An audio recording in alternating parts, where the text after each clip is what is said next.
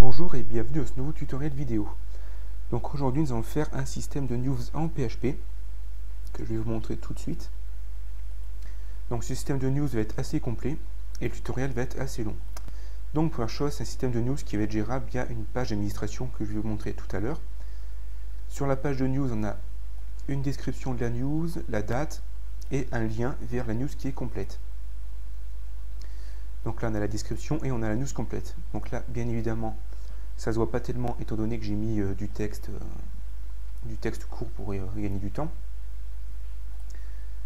Donc là par exemple ici j'ai la description, ici j'ai la news qui est là, j'ai la date, j'ai le titre, j'ai tout ce qu'il faut. Ensuite deuxième petit truc, c'est que j'ai un flux RSS de news. Donc si je clique ici en haut dans Firefox, vous voyez que j'ai un petit logo flux RSS.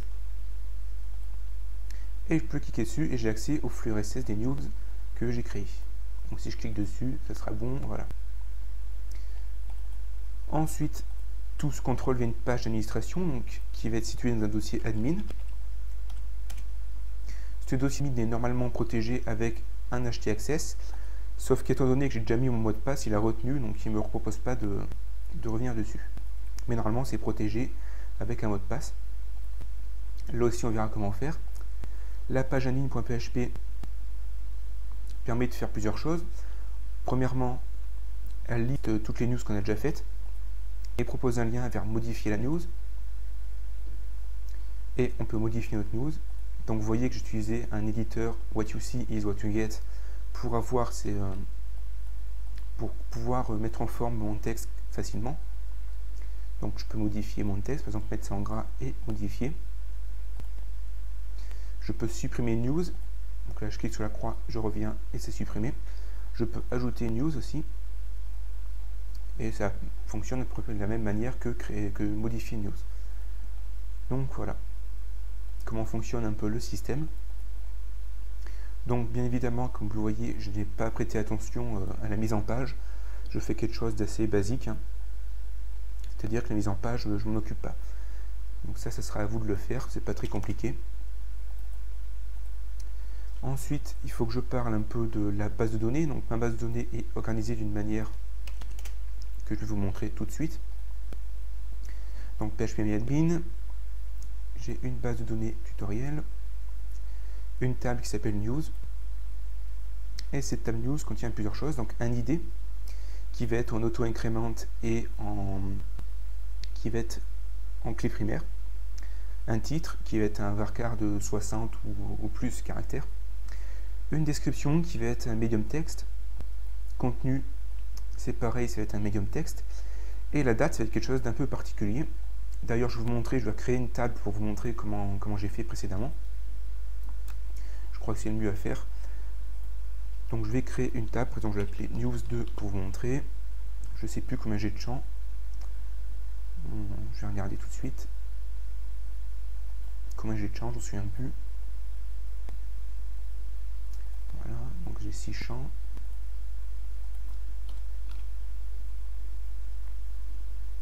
Donc là, ID, on met sur int. Là, on va mettre auto-incrément et clé primaire, voilà. On fait pareil pour le reste, sauf que là, je veux en venir, c'est pour la date. Je reviens en arrière, la date, j'ai pris quelque chose d'assez particulier. C'est-à-dire qu'ici, vous voyez que le format de la date est bien particulier, il est bien défini. Ici, en fait, je regarde la structure de ma base de données. J'ai un champ date. Le type, ça va être timestamp. Il y aura un attribut update current timestamp. Et défaut, ça va être current timestamp. Et pareil pour extra, update current timestamp. Donc, qu'est-ce que c'est en fait? C'est qu'à chaque fois qu'il va y avoir une entrée, MySQL va automatiquement enregistrer la date lors de la création de cette entrée en fait. Donc, automatiquement, il va mettre le timestamp. Donc il va tout de suite mettre la date. Donc nous, on n'a pas besoin de traiter ça en PHP, ça va faire un point en moins à nous éviter en fait. Ça se fait de manière automatique. Donc quand on crée une table, ben, qu'est-ce qu'on fait? Ici on va mettre date par exemple. Ici je choisis un format qui va s'appeler date. Ici je choisis current timestamp comme ceci. En fait partout où j'ai timestamp, il faut que je coche. Donc là je l'ai aussi ici. là, vous voyez que j'ai timestamp à 2 endroits. Donc c'est tout ce qu'on a à faire. Et automatiquement, dès que je crée une entrée, lui il va mettre la date dedans. Donc voilà. Donc ça, c'est pour vous montrer tout à l'heure pour l'HT Access. On va y revenir. Donc je vais revenir sur ma page news. Il faut que je parle aussi de l'arborescence. Donc là j'ai fait une erreur. Comme ceci. Niveau arborescence, bon, il n'y a rien de bien compliqué non plus. Un dossier news, un dossier index qui liste toutes les news, un fichier flux.php qui va être le flux en fait, un dossier config qui va être nos identifiants pour nous connecter à la base de données, un dossier admin avec admin.php, tinymce, je vous en parlerai un peu plus tard, et puis c'est tout. Donc on va reprendre ça depuis le début. Donc je commence par config.php. Donc config.php, c'est simplement un fichier qui contient tout ce qu'il faut pour se connecter à notre base de données. Donc là, je ne vais pas le réécrire, c'est vraiment très simple. Donc une variable adresse avec l'adresse serveur MySQL, une variable nom avec le nom d'utilisateur pour se loguer dedans, le mot de passe et le nom de la base de données. Donc le mot de passe, personnellement, j'en ai pas mis parce que je travaille avec XAMPP et il n'y a pas de mot de passe là-dessus. Ensuite, index.php, c'est là-dedans que se listent en fait toutes nos news. Donc je vais enlever ça. Donc la première chose à faire, c'est que je me connecte, donc ça je peux le retaper. Donc pour me connecter, qu'est-ce que je fais? Je inclus le fichier config.php, MySQL connect, je me connecte à la base de données, comme d'habitude en fait. Et la première chose à faire en fait, c'est qu'on veut lister nos news tout simplement déjà. On ne va pas s'occuper des liens, on va voir ça après. Donc quand on atterrit sur la page comme ceci, il y a les news qui s'affichent. Donc dans ma base de données, j'ai déjà fait 2 entrées pour les news. Je vais revenir. Dans phpMyAdmin, pour nous aider un peu à faire notre système, on peut créer des entrées. Donc moi j'en ai déjà. Donc là vous voyez que j'ai déjà 2 entrées. Donc si vous n'avez pas fait d'entrée, je vous conseille d'en créer pour vous aider en fait, tout simplement. Parce qu'on va attaquer par le plus simple et on va finir par le plus compliqué. Donc là on veut en fait lister nos news. Donc comment on fait? Il faut faire une requête SQL. Donc pour ça j'utilise toujours la même syntaxe, faire la requête. Une variable $SQL qui va contenir la requête. Donc là ça va être select all from. Donc on sélectionne tout de la table news, tout simplement. Avec une limite par contre. C'est-à-dire qu'on va afficher seulement on va dire les 5 dernières news, donc 0 et 4. Comme ceci. Ensuite, je crée une variable $requête qui va être égale à MySQL query $SQL. Et là, s'il y a une erreur, j'aimerais bien qu'on me l'affiche, donc je tape ordie MySQL error. Comme ceci. Ensuite, étant donné que j'ai plusieurs résultats, il va falloir que je fasse une boucle. Donc faire une boucle while $data égale MySQL fetch assoc. À la place de fetch assoc, j'aurais pu mettre fetch array, comme ceci. Sauf que le fetch assoc, il est plus léger, on va dire. Le fetch array fait 2 tableaux et le fetch assoc en fait 1. Enfin, c'est un peu compliqué comme détail, mais grosso modo, c'est la même chose, sauf que celui-là est plus léger. Et là, je mets dans la requête. Comme ceci, là, je fais ma boucle. Ensuite, il faut que j'affiche mes données. Donc, qu'est-ce que je veux afficher? Je voudrais afficher le titre. Donc, je regarde ma base de données. Qu'est-ce que j'ai mis? Donc là, ça va être titre, description, contenu et date. Sachant que la date, il va falloir la modifier parce qu'elle ne nous plaît pas. Le format ne nous plaît pas. Donc, on va afficher le titre. Donc, je ne vais pas m'occuper de la mise en forme, par contre. Donc là, ce que je peux faire ça en PHP ou en HTML. On va le faire en HTML pour vous montrer. Donc je ferme balise PHP et je la rouvre plus loin. Et ici en fait je vais mettre les titres des news. Donc par exemple je vais mettre un titre H2. Entre ce titre, donc je ferme la balise. Entre ce titre, ben, je veux mettre le titre. Donc je réouvre les balises PHP. Je marque echo $data titre, comme ceci. Et ça marquera le titre. Ensuite, il faudrait que j'ai la date. Donc la date, je vais la mettre, je sais pas où moi. Juste en dessous, par exemple. On va mettre des balises EM pour faire beau. Donc la date, de la même manière, je vais l'afficher. Donc echo $data. Cette fois-ci, c'est avec la date.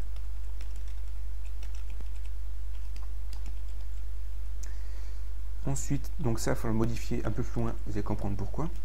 Ensuite, je vais afficher, par exemple, une balise P, paragraphe, le contenu de la news, donc ça va être la description, pardon. Parce que le contenu, on va l'afficher lorsqu'on clique sur le lien. Donc là, je ne vais pas m'embêter, je vais copier ça. Là, j'ai fait une bêtise. Voilà. Donc, qu'est-ce que je vais faire? Moi, je vais copier ça, le coller là-dedans. Là, ça va être plus de date, ça va être contenu, ou description, comme ceci. Donc là, normalement, si j'ai pas fait d'erreur, ça devrait fonctionner. Donc on va voir ça tout de suite. Donc là, j'ai fait une erreur à la ligne 56. Donc j'affiche les lignes. 52,6 c'est là. Et là, en fait, j'ai oublié de mettre le point virgule qui était juste en haut. Donc du coup, ça fait tout planter. Voilà, donc là, j'ai ma liste. J'ai bien le titre, la date et le contenu de la news. La description, pardon. Sauf que là, vous voyez que la date, elle est en format... C'est pas en format français. On va dire c'est le format anglais, quoi. Donc ça, nous, ça ne nous intéresse pas. Et en plus, étant donné que dans la base de données, elle est stockée sous cette fois-là, il va falloir retransformer ça en timestamp pour pouvoir ensuite le remanier de notre façon. Donc comment on fait? On utilise une fonction pour cela qui est string to time. Donc ça le transformer en timestamp. Et une fois que j'aurai un timestamp, je pourrai la manipuler ça avec une autre fonction qui va s'appeler date. En premier argument, elle prend le format de la date, donc on va voir ça tout de suite. Et en deuxième, elle prend le timestamp. Donc pour la date, je vous conseille d'aller voir sur php.net.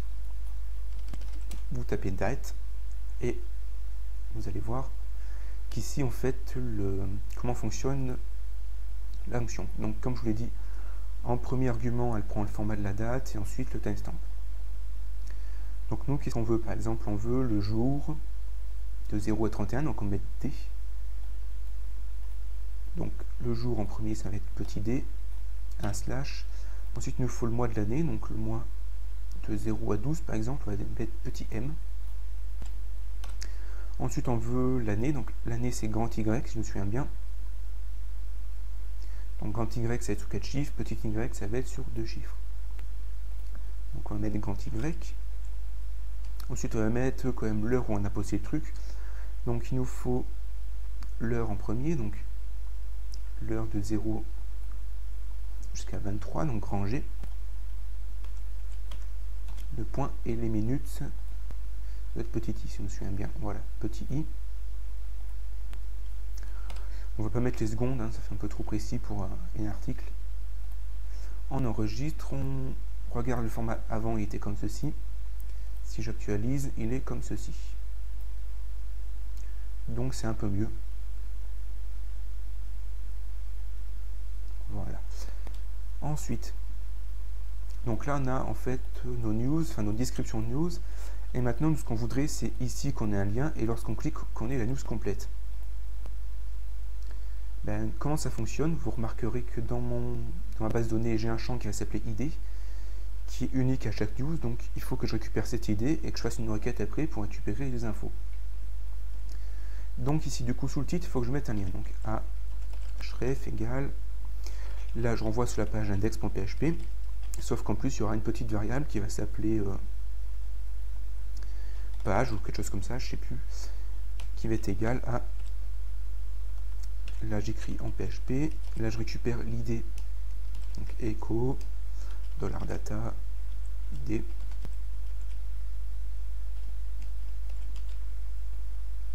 comme ceci. Ensuite ferme ça aussi.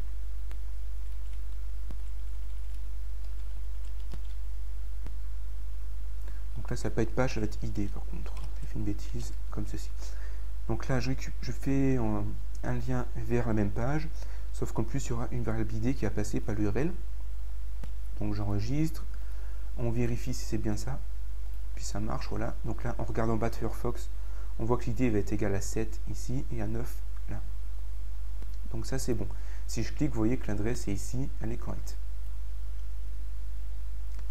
Ensuite, qu'est-ce qu'il faut que je fasse? Bien, juste avant d'afficher la liste des news, en fait, il faut dire que si j'ai un ID dans l'URL, c'est que je veux afficher une page précise. Donc if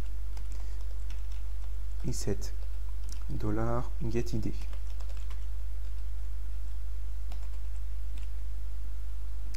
Donc si $getID existe, c'est que je veux afficher une news particulière. Sinon, s'il n'existe pas, c'est que je veux afficher la liste des news. Donc dans le cas il existe, qu'est-ce qu'on fait? Il faut le récupérer. Donc $id. Donc là il faut le protéger aussi. Donc invol. Pour être sûr, j'ajoutais HTML entities $get id comme ceci.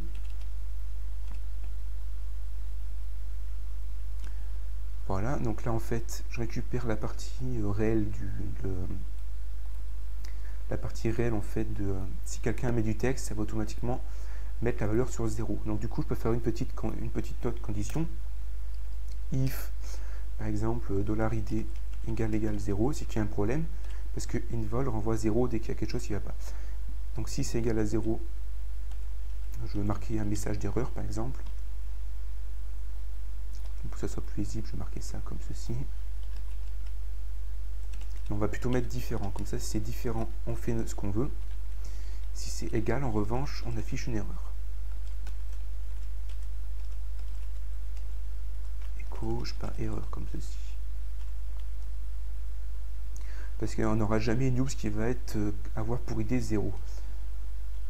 Ou alors on va se débrouiller pour justement qu'elle n'ait pas comme ID 0. Ensuite ici, il faut que je fasse une requête. Donc on va garder la même structure que tout à l'heure. Donc $SQL égale select all from news. Là il faut que je mette une condition supplémentaire where id égale $id comme ceci. Donc là requête, $requête égale MySQL query $SQL or die MySQL error pour afficher en fait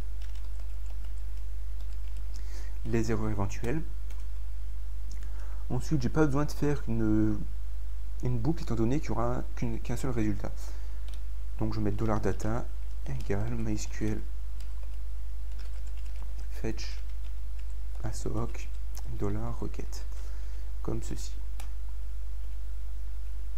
Et ensuite, il faut simplement que j'affiche la news. Donc, je vais le faire en PHP cette fois-ci. Donc, echo. Je vais mettre le titre en H1. Voilà. Une concaténation. $data titre.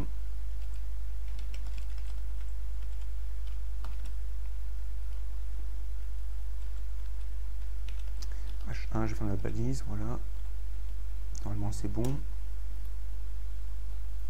Je vais copier ça.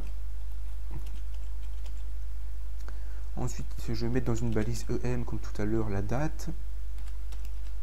Donc, comme je vous l'ai dit, la mise en page, hein, ça ne m'intéresse pas. La date, étant donné que j'ai déjà fait tout à l'heure, je vais la récupérer, parce que c'est assez long quand même. Donc, c'est ce que j'ai ici. Voilà, je copie. Et je vais coller ça ici, comme ceci. Donc là, normalement, c'est bon, je n'ai pas fait d'erreur. Ensuite, je ne vais pas afficher la description, par contre, je vais afficher le contenu. Donc, parce que la description, on l'aura fait avant. Donc là, on va mettre contenu. Puis je crois que c'est tout. Hein. Donc ensuite, c'est à vous d'améliorer le système. Par exemple, moi, j'ai oublié de mettre l'auteur, je crois. Là, j'aurais pu rajouter une entrée pour l'auteur. Mettre le nom de l'auteur de la news. Bon, ça, c'est pas très compliqué à faire. Hein. C'est à vous de modifier après. Donc normalement, si j'ai pas fait d'erreur, ça devrait fonctionner correctement.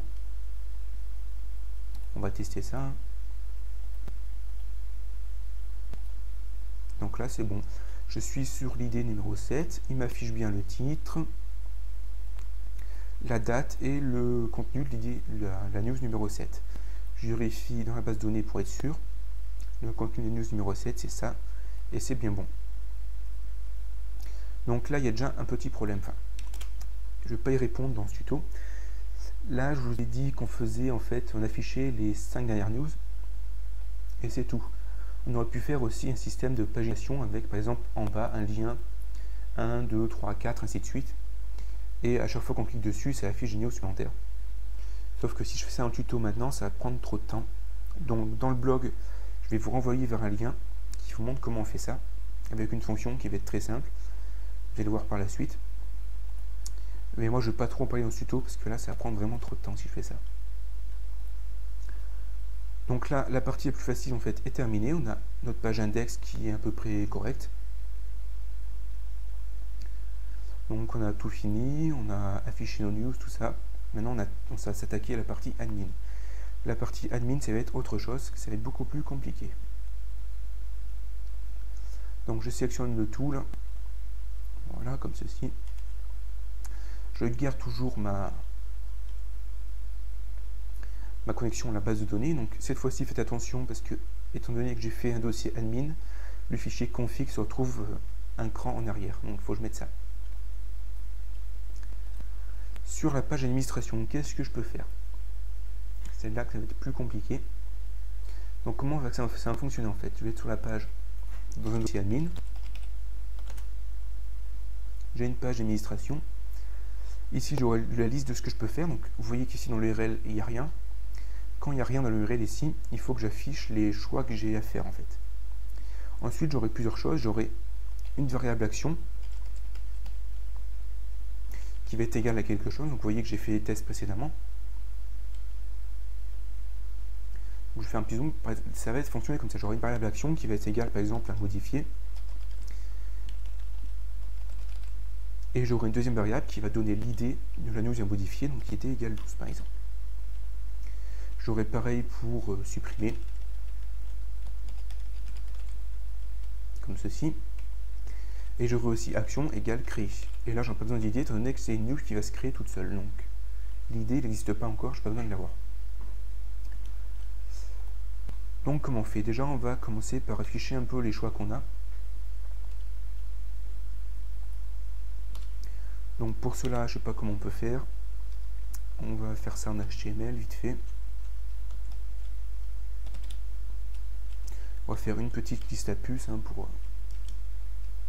Donc, UL, voilà. LI, un href égale, par exemple, créer news, donc index.php et action qui va être égale à créer. Donc, on va commencer par voir comment on crée une news, ce qui est le plus facile en fait. Ici, je mets un lien vers créer une news. Et voilà, comme ceci. Ensuite, j'aurai la même chose. Sauf qu'ici, j'aurai modifié. Donc, quand j'irai sur cette page, en fait, non pas modifier, gérer. Excusez-moi. On va faire ça bien plutôt. On va faire gérer. Et là, on va mettre un lien vers gérer.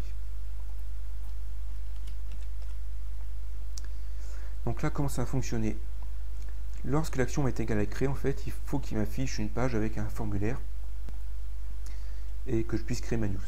Lorsque ça va être sur gérer, il faut qu'il m'affiche la liste des news et que je puisse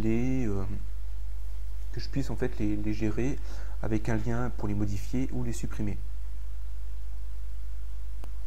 Donc comment ça va fonctionner? Je retourne sur ma page ici, je retourne en bas dans le code PHP. Première chose, il faut que je récupère l'action. Donc s'il y a une action, donc là j'ai fait une erreur, je ne vais pas faire ça comme ça en fait. Je vais faire ça comme j'avais fait au départ, ce sera plus simple. Donc en fait, il faut que je récupère la variable action. Donc pour cela, if set $getAction. Donc en fait, si la variable action existe,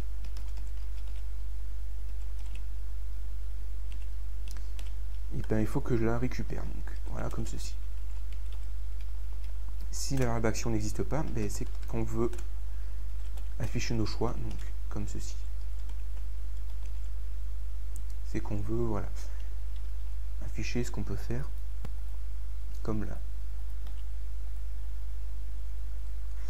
Donc si variable action existe, il faut que je l'enregistre, donc $action égale, il faut que je la protège aussi, HTML entities. Je vais ajouter des slash aussi pour être certain que ça fonctionne. Add slashes, HTML entities. Là, ça va être $getAction.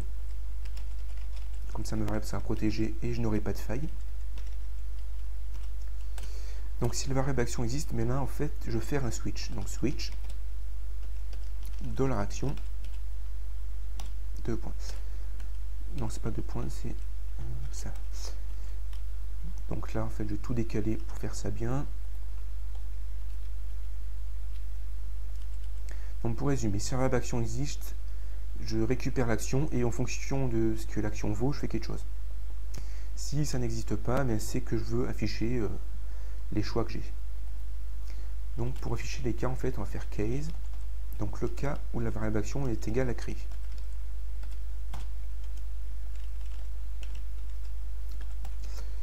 Ensuite, je mets break pour éviter que ça se... Faut-il l'oublier après. Donc là, je marquerai en commentaire parce qu'à la fin du code, j'aurai plein de break. Donc il faut que je sache à quoi il correspond. Donc là, je vais créer une action. Donc déjà, on va commencer par afficher le formulaire. Et ensuite, on s'intéressera aux choses un peu plus compliquées. Donc je vais faire un formulaire. Donc là, je retourne en HTML. Je pourrais le faire en PHP aussi, mais ça prendrait plus de temps. Donc formulaire, la méthode, ça va être par le post. Méthode égale post. Action égale, donc là, ça va être la même page. Donc ça va être admin.php. Action égale modifier. Action égale créer, pardon. Comme ceci. Ensuite, je ferme le formulaire. Et là, il faut que j'affiche en fait les différents champs. Donc, un premier champ qui va être pour le titre. Donc, input type égale texte. Name égale titre. Comme ceci. Je vais peut-être mettre un petit truc devant pour vous dire qu'il faut mettre le titre. Donc, titre. 2 points, je mets un saut de ligne. Là aussi, je mets un saut de ligne. Ensuite, il faut que j'affiche la description. Donc, description. Donc là, je vais mettre un texte area.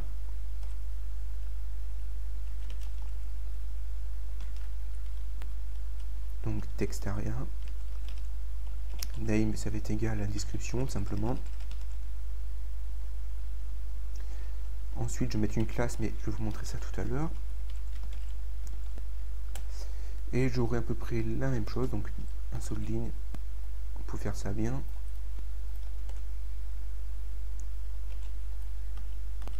là, j'ai fait le boulet, c'est pas grave. Ensuite, j'aurai le contenu. Ici, ça peut être description, ça peut être contenu. Et ce sera bon.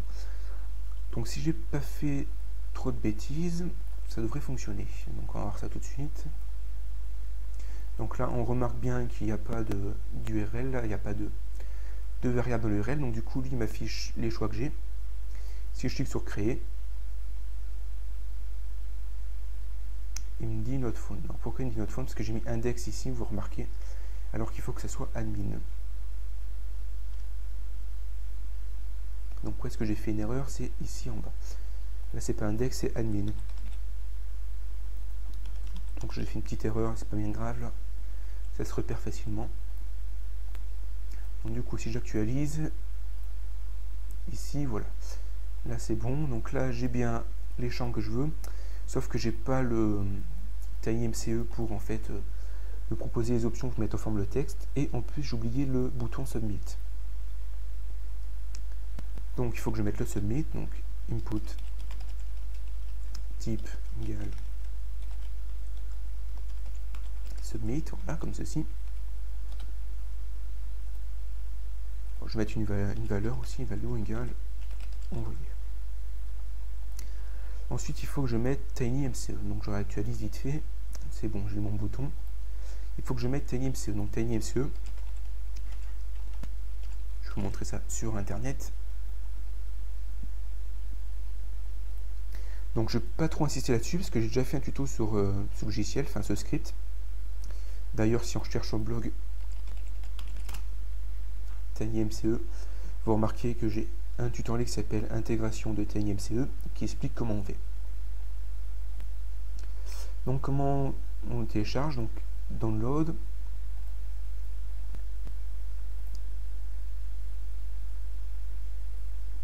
Comme ceci, voilà, on télécharge, save file.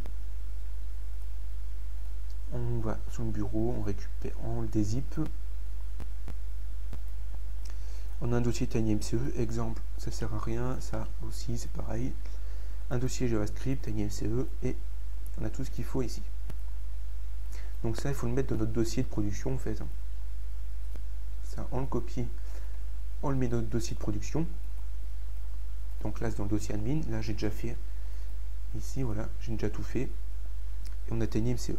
Ensuite, il faut dire à ce script enfin, il faut intégrer ce script dans notre page. Donc pour l'intégrer, on l'utilise en JavaScript, donc comme ceci. Donc script src égale, là on met le chemin du fichier tinymce.js, comme ceci. Ensuite, il faut mettre un deuxième argument, c'est qu'il faut préciser les différents arguments pour mettre en forme l'éditeur. Donc comment ça fonctionne? Ici on a des exemples sur le site officiel. Il faut remarquer qu'ici en fait cet éditeur il est paramétrable, c'est-à-dire que là les différentes options qui sont disponibles, il faut les configurer ici. Par exemple ici j'ai la rangée de boutons numéro 1, la rangée de boutons numéro 2, la troisième rangée. Ici j'ai les différents alignements pour à la fin avoir un éditeur qui me convient. Donc je ne vais pas trop insister là-dessus, j'ai déjà vraiment tout expliqué là-dedans, mais je vous explique vite fait pour que vous puissiez comprendre.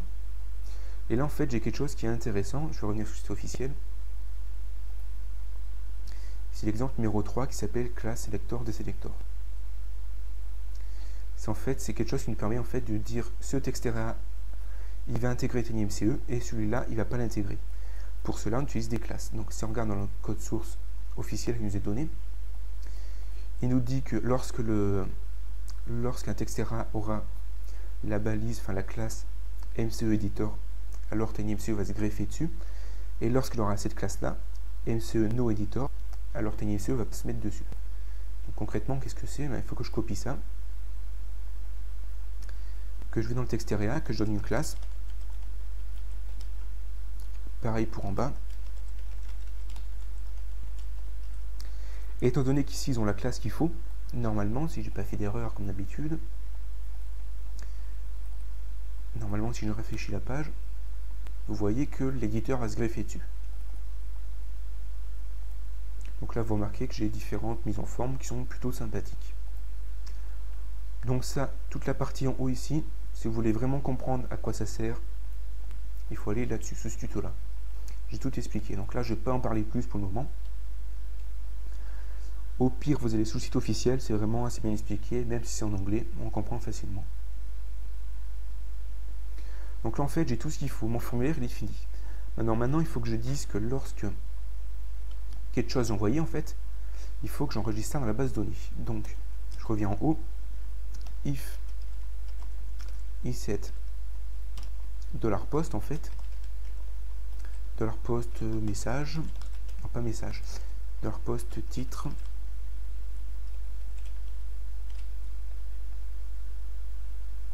Donc, si $post titre est donc and $post qu'est-ce que j'ai encore, description, et qu'est-ce qu'il me faut aussi, il me faut le contenu, donc $post contenu. Donc là en fait je vérifie que mes trois variables existent. Si ces trois variables existent, c'est que j'ai envoyé juste avant le formulaire. Donc du coup, je ne peux plus le réafficher. Donc,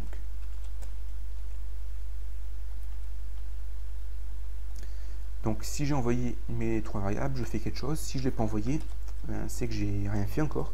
Donc du coup, c'est que je veux afficher le formulaire, comme ceci. Déjà, on a la première condition qui est faite. Si mon formulaire est envoyé, il faut que je protège mes variables déjà, donc extract $post. Donc qu'est-ce que c'est qu'extract? En fait, ça va transformer, enfin extraire, on va dire, tout le tableau $post. Donc je m'explique. Avant, lorsqu'on voulait transformer par exemple $titre, on était obligé de marquer quelque chose dans ce genre là. $titre égale $post titre. Sauf que là, étant donné qu'on a 3 variables, c'est long et chiant de faire ça. Donc du coup, qu'est-ce qu'on fait? Eh bien, on fait extract $post et automatiquement, j'aurai des variables $titre, $description et $contenu. Donc c'est un moyen pour gagner du temps. Donc du coup, il faut que je protège $titre, donc $titre égale HTML / plutôt. HTML en diétise $titre, parce que j'ai fait extract juste avant. Ensuite, description et contenu, j'aurai pas besoin de les protéger contre les caractères HTML, parce que TinyMCE le fait déjà en fait. Il faut juste que je les protège contre les slash, contre les caractères spéciaux qu'il faut bugger dans la requête SQL. Donc il faut que je mette des slash devant les caractères spéciaux. Sauf qu'il y a un petit problème, c'est que j'en ai parlé dans le tutoriel sur TinyMCE. C'est qu'ici j'ai un texte RA et j'ai aussi un TinyMCE, sauf que TinyMCE il est fait en JavaScript. Et du coup, si quelqu'un désactive le JavaScript, je serai vulnérable aux attaques. Donc je vous dis juste d'y faire attention. Il y a un moyen d'y remédier, sauf que là je ne vais pas en parler, ça va être trop long encore une fois. Vous regardez ce tutoriel là et vous comprendrez. Mais il faut juste savoir que c'est pour votre usage personnel, donc normalement vous n'attaquez pas votre propre site. Donc on ne va pas tellement s'en préoccuper maintenant. Mais je vous préviens encore en fait. Donc maintenant, ce que je disais, description. Voilà. Donc j'ajoute des slash, /is, $description.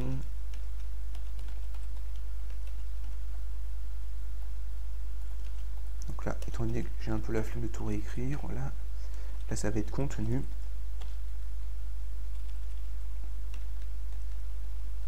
Et là ça va être contenu aussi. Donc là mes variables elles sont protégées. J'ai enregistré, maintenant il faut que je fasse une requête SQL. Donc $SQL égale. Donc là ça va être une requête pour ajouter une entrée. Donc ça va être du type insert into news. Là je précise ce que je mets. Donc le titre, la description et le contenu. Donc type description contenu, c'est ce que j'ai dans ici la base de données. La date on s'en occupe pas, j'en ai déjà parlé tout à l'heure, hein, c'est automatiquement. L'id s'en auto-incrémente en clé primaire, donc lui aussi c'est automatiquement. Et ici il faut que je précise ce que je mets, donc value. Et là il faut que je mette les différentes valeurs. Donc ici c'est $titre. Ensuite ça va être $description. Ensuite ça va être $contenu. Donc je décale pour que vous puissiez voir. Voilà. Contenu comme ceci, et je vais faire la requête et normalement ça devrait être bon sous cette forme là. Ensuite $requête égale MySQL query, comme d'habitude, hein, on garde la même forme. $SQL or die MySQL error pour voir les différentes erreurs qui existent. Et ensuite il faut que je fasse rien du tout, en fait ça devrait être bon normalement. Moi je peux afficher éventuellement un petit message OK pour dire que c'est bon.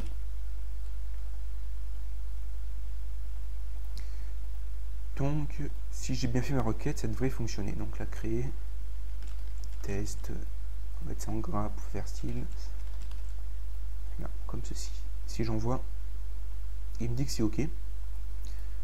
Donc à la place du OK, je vais plutôt mettre un lien qui va nous rediriger sur la page d'accueil.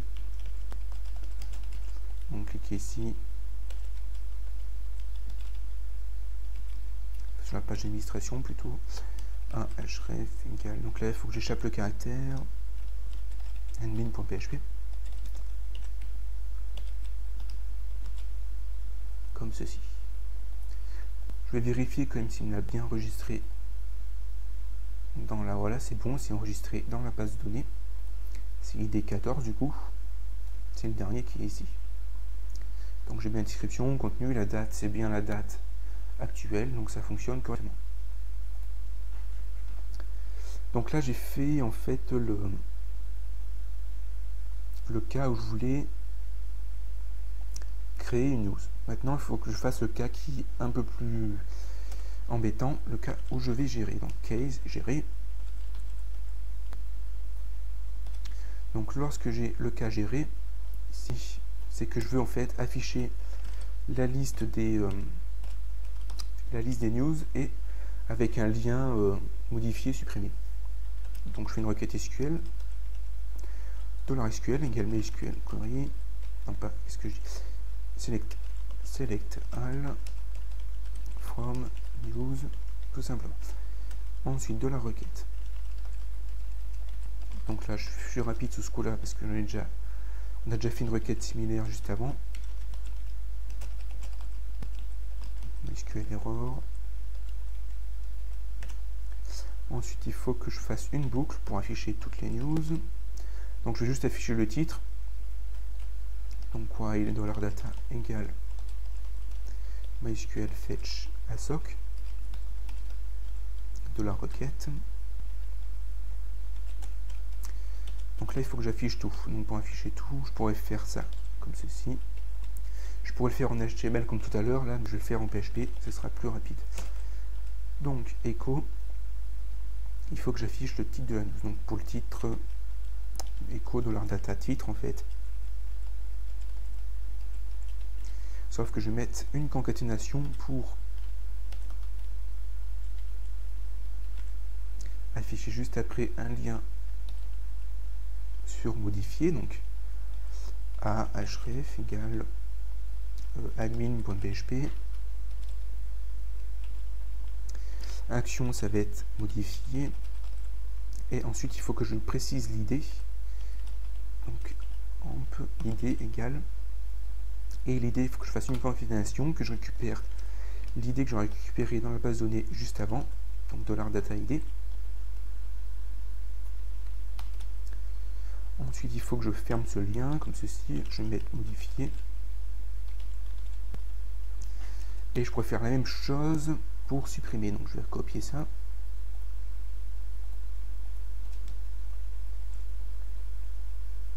Supprimer, comme ceci. Et je ferme ça. Sauf que là, ça peut être supprimé. Je vais mettre une croix pour dire qu'on supprime. Ici, l'action, ça peut être modifié, ça va être supprimé.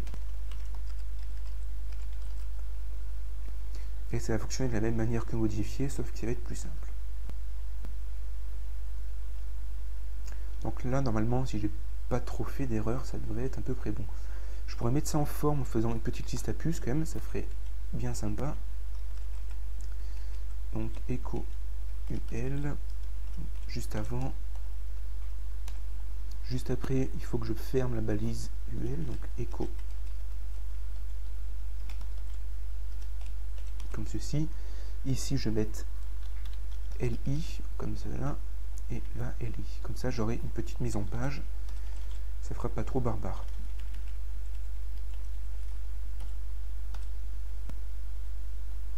Donc là, normalement, ça devrait être correct. Donc, je vais revenir, je vérifie si j'ai pas fait d'erreur. Et en même temps, je vous montre un peu le code. Donc là, ça a l'air d'être bon. J'enregistre, je fais un petit test.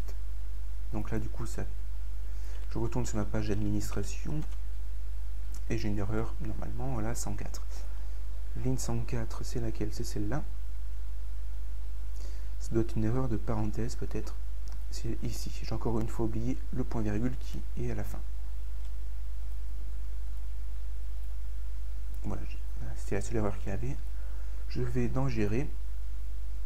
Lorsque je suis dans gérer, il me fait bien ce que je lui dis.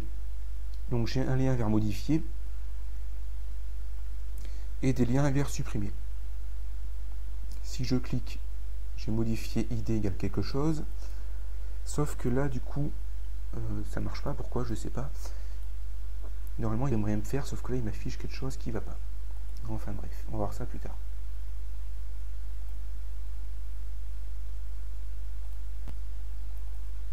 Donc là, voilà.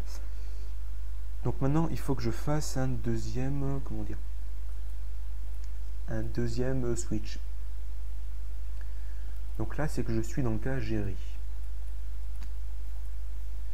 Maintenant, il faut que je fasse le cas modifié. Enfin, il ne faut pas que je fasse un deuxième switch, il faut que je fasse un deuxième cas. Un troisième cas, du coup. Donc là, le cas gérer, il est bon. C'est quand je veux afficher toutes les news et avec des liens vers modifier tout ça. Maintenant, il faut que je fasse le cas modifié. Donc, case, modifier. Je vais faire un petit zoom. Je fais le break tout de suite pour éviter que ça plante. Et avant de l'oublier. Donc, dans le cas modifié, il faut que je vérifie s'il y a bien une idée avec modifier. Parce que s'il n'y a pas d'idée, je ne peux rien faire et c'est qu'il y aura une erreur quelque part. Et il faut que je récupère l'action modifiée, que je récupère l'idée, que je fasse une requête, que je pré-remplisse les champs, tout ça. Première chose à faire, donc id if, iset, $getID.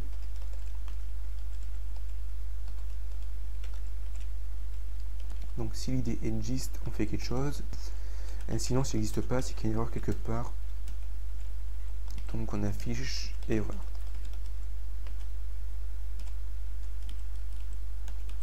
Ici, il faut que je protège l'idée. Donc $id égale invol HTML entities pour être sûr. Même si c'est inutile, je pense, mais c'est pas grave. Vaut mieux trop que pas assez. $getID comme ceci. Donc là, encore une fois, j'ai mon idée qui est protégée. Je pourrais refaire une condition pour savoir si l'idée est égale à 0, c'est qu'il y a un problème. S'il est égal à autre chose que 0, c'est que c'est bon. Sauf que là, c'est pour lui de le faire, ça fait perdre du temps encore une fois. Une fois que j'ai l'idée, en fait, il faut que je fasse une requête SQL. Donc, $SQL égale select all from news where id égale $id.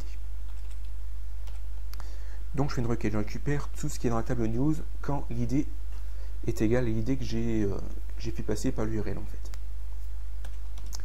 $requête égale MySQL query, $SQL time MySQL error.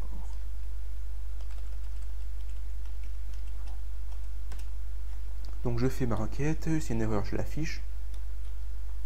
Ensuite, il faut que je mette en forme ces données, donc $data égale MySQL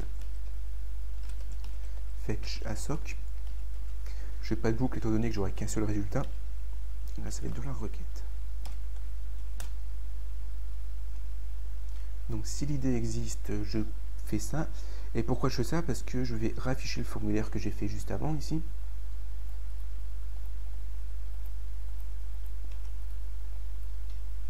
Sauf que vu qu'on veut modifier la news, il faut pré-remplir ce formulaire. Donc par exemple, dans le titre, il faut que je reprécise le titre, donc value égale. Là j'ai une balise PHP et je vais faire écrire $data titre. Donc je reprends le formulaire en fait, sauf qu'il va être... donc là, j'ai oublié de fermer. Sauf qu'il va être en fait pré-rempli à l'avance. Là, je fais pareil pour description, sauf qu'ici, j'aurai description. Et pareil ici, sauf que là, j'aurai contenu. Donc, on regarde ce que ça donne vite fait. Donc là, j'ai un lien à modifier avec l'idée qui est égale à 7. Lorsque je clique dessus, j'ai bien ça, sauf que j'ai un problème dans ma requête parce que mes champs ne sont pas pré-remplis. Donc là, c'est que j'ai fait une bêtise quelque part.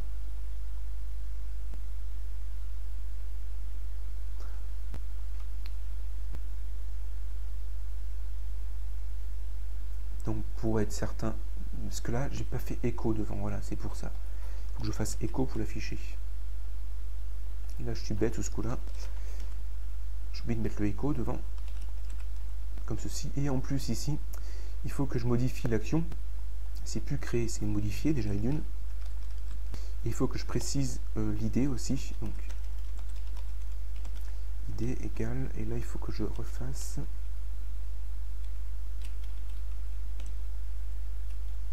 Ça, c'était bon. Là, il faut que je remette l'idée. Et là, il faut que je fasse écho parce que sinon, ça l'affiche pas. On refait ça. On actualise vite fait ce que ça donne. Voilà. Donc là, c'est bon. On voit qu'ici, c'est pré-rempli. Ça a l'air d'être bon. Voilà. Et ici, ça marche. C'est pré-rempli, c'est pré-rempli. C'est bon, ça fonctionne. Donc maintenant, il faut que je fasse un peu pareil que le cas Crée News. Il faut que je vérifie si des données sont envoyées. Donc si des données post sont envoyées, ben, c'est que je veux faire quelque chose. Sinon, ben, c'est que je veux afficher le formulaire. Donc, je vais récupérer la condition que j'ai fait tout à l'heure parce qu'elle est assez longue à écrire.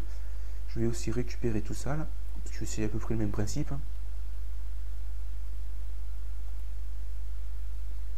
Et du coup, il faudra que je revienne sur ma page index parce que j'ai ajouté des slash ici. Et il faudra que je les enlève dans l'index. Donc ça, je vais faire ça tout à l'heure, maintenant que j'y pense. Else, donc je vais résumer vite fait.